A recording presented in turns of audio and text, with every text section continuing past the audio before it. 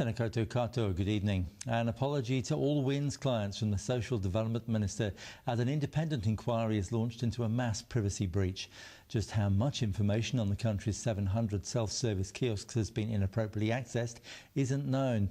But Paula Bennett hopes the inquiry will go some way to finding out. She says she can't change what's happened, so what she can do now is to move to reassure the public that it won't happen again. I am mortified, quite frankly, that anyone's information was accessed in this way. It should not have been, full stop. And CEO Brendan Boyle has ordered an independent inquiry into the breach, hoping for an interim report within 2 weeks. He says ultimately the buck stops with him and the ministry is determined to do everything it can to find out how and why it happened. There'll be no shares plus option in the government's partial sell-off of Mighty River Power, and the Prime Minister's saying bring it on if Māori want to take legal action.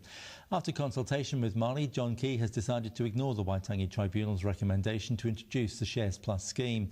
This means the government will start working on the required legislation and 49% of shares in the company will go up for sale next March or April.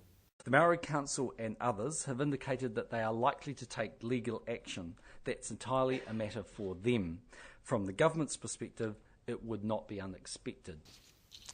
The post-mortem examination conducted on the bodies of 2 men found in an abandoned mine in a hard-to-reach area near Whitianga in Coromandel has been completed.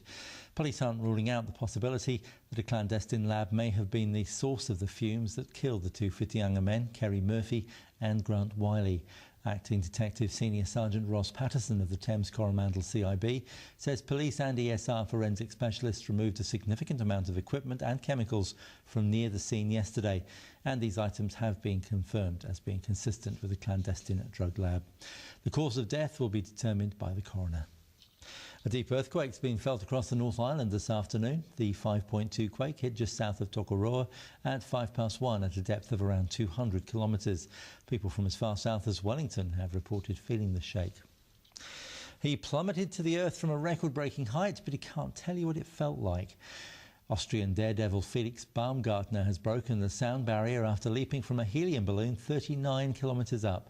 Baumgartner reached a speed of 1,136 kilometres an hour before opening his red and white parachute and floating down to the New Mexico desert. But his pressure suit meant he couldn't really feel the rush.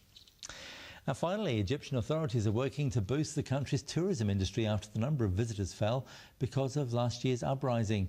To lure people back to Giza, the Pyramid of Chephren, the second largest of the ancient Egyptian pyramids, and the tomb of the 4th dynasty pharaoh Chephren have been restored.